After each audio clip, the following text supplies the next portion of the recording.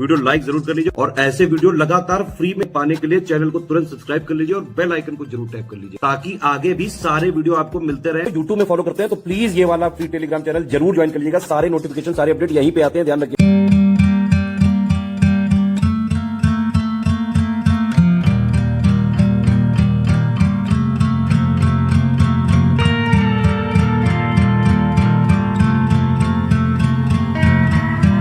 Hello everyone, welcome to study for civil services. और ये video series हमारी चल रही है यूपी पीसीएस मेंस में जो दो नए सब्जेक्ट्स ऐड हुए हैं, जीएस 5 और जीएस 6, उन्हीं से संबंधित ये सीरीज चल रही है। हमारा प्रयास है कि जो सिलेबस है इसका, उन सिलेबस के जो पॉइंट्स हैं उनसे संबंधित हम कुछ 4-5 प्रश्न सबसे डिस्कस करते हुए चलें ताकि आपका सिलेबस आसानी से कंप्लीट हो सके और आपको आइडिया भी लग सके कि कैसे क्वेश्चंस पूछे जाने की संभावना है।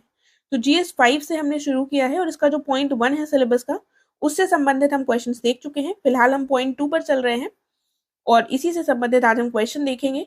और ये हमारी सीरीज बाइलिंगुअल है, अगर आप हिंदी मीडियम के हो या इंग्लिश मीडियम के, दोनों लोग ही इससे बेनिफिट प्राप्त कर सकते हैं। एंड इसको स्टार्ट करने से पहले मैं आपको बताना चाहूंगी कि आप हमारे पेड ग्रुप से जुड़ सकते हैं और यूपी पीसीएस के एग्जाम्स जैसे कि पीसीएस, आरओए, आरओबी, वो सभी के लिए क्रैश कोर्सेज चलाए जा रहे हैं। आप इनको ज्वाइन कर आसानी से सिलेक्शन प्राप्त कर सकते हैं। और साथ में यूकेपीएससी, एचसीएस और बीपीएससी जैसे एग्जाम्स के लिए भी क्रैश कोर्सेज अवेलेबल हैं। इनसे संबंधित अधिक जानकारी आपको गिवन नंबर्स पर मिल जाएगी।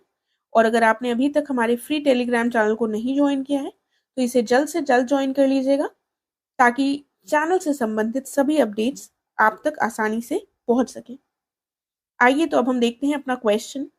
जो हमारा दूसरा पॉइंट है सिलेबस का वो है architecture, their significance and maintainability, museum, archive and archaeology of UP. Uttar Pradesh की वास्तुकला, उनका महत्व और रखरखाव, संग्रहालय, पुरालेख और पुरातत्व। तो इसी से संबंधित आज हम एक क्वेश्चन डिस्कस करेंगे। क्वेश्चन है, write a note on state archives of Uttar Pradesh. Uttar Pradesh के राज्य अभिलेखागार पर एक टिप्पणी लिखिए।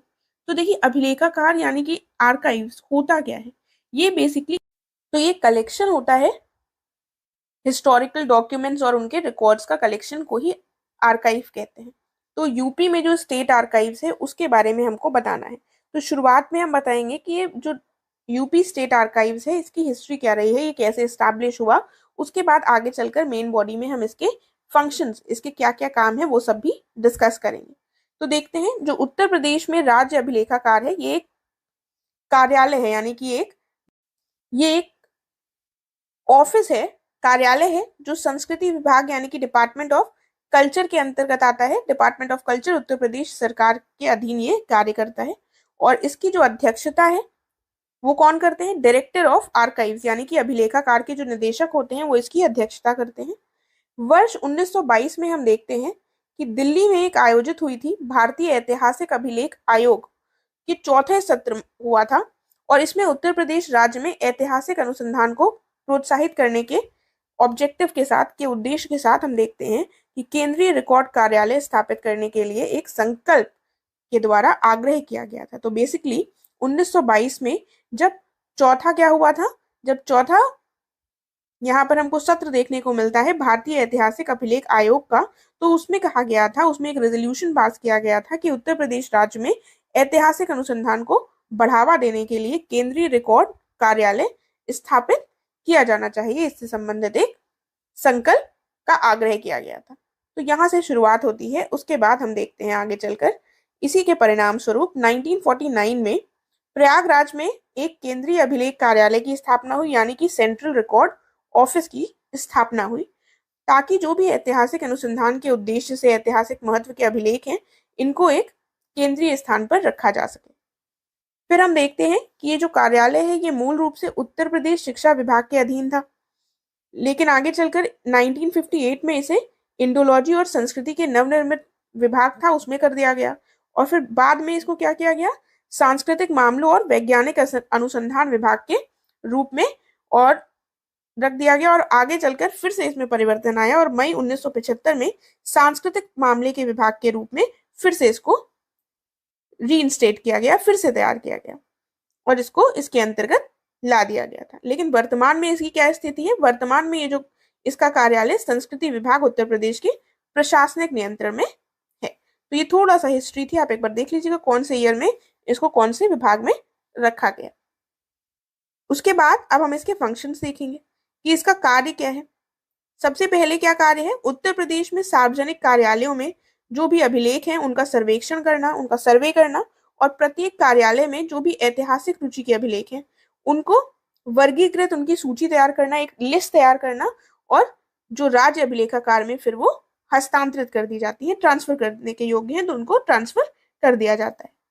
फिर हम देखते हैं कि जो भी अभिलेख हैं इनके संरक्षण के संबंध में जितने भी डिपार्टमेंट्स हैं उनको सलाह दी जाती है, और जहां पर भी असंतोषजनक व्यवस्था वाले जो मामले हैं इनकी रिपोर्ट सरकार को प्रस्तुत की जाती है। आगे देखते हैं, फिर हम देखते हैं विभिन्न कार्यालयों से अभिलेखों को राज्य अभिलेखागार में ट्रांसफर करने की जो व्यवस्था है वो भी यही करता है, और विशेष रूप से ऐसे मामले जहां पर जो अभिलेख हैं इनकी उपेक्षा से उनके नष्ट होने का खतरा है, यानी कि उस पर ध्यान नहीं दिया जा रहा है और वो पूरी तरह से डिस्ट्रॉय हो सकते हैं, तो इसलिए इनको ट्रांसफर करने का भी जिम्मेदारी इसी के पास है। इसके अलावा सार्वजनिक कार्यालयों में अभिलेखों के लिए छटाई अनुसूची के पुनरीक्षण का सुझाव देना, यानी कि कौन कौन सी जिनकी भी जरूरत नहीं है उनकी छटाई से संबंधित भी ये अनुसूचियों में हेल्प करते हैं, उनमें भी सजेशंस देते हैं। बाद में हम देखते हैं कि अनुसंधान विद्वानों के लिए जो भी ऐतिहासिक रुचि के अभिलेख होते हैं उनकी भी सूची और चयन भी ये प्रकाशित करता है। तो ये सारे इसके काम है। ऐसा कुछ डिफिकल्ट नहीं है, लेकिन थोड़ा सा आपको ध्यान देने की जरूरत होगी यहाँ पर। आगे और देख लेते हैं। फिर है कि राज्य अभिलेखागार जो है इनके साथ साथ विभागीय, मंडल और जिला कार्यालयों में भी जो अभिलेख होते हैं उनको भी बनाए रखना कार्य है इसका, इनको भी प्रॉपर्ली मेंटेन करें, और ये सरकार को भी इस संबंध में सलाह देंगे कि जनता को अभिलेखों को तक कितनी पहुंच दी जानी चाहिए। ठीक है, इसके संबंध में भी ये सलाह देते हैं सरकार को।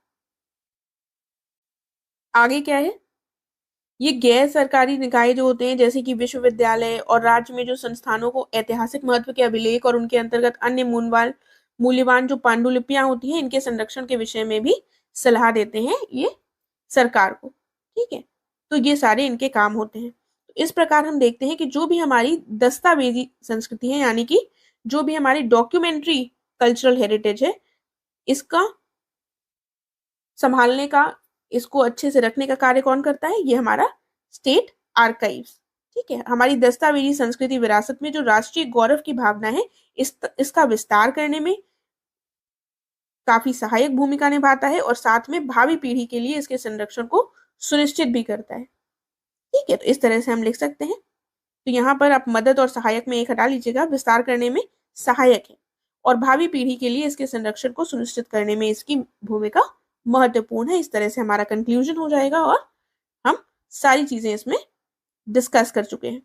तो अगर आपको कोई भी डाउट है, कोई क्वेश्चन है तो आप पूछ सकते हैं, अदरवाइज हम अपने नेक्स्ट वीडियो में मिलेंगे। Thank you so much.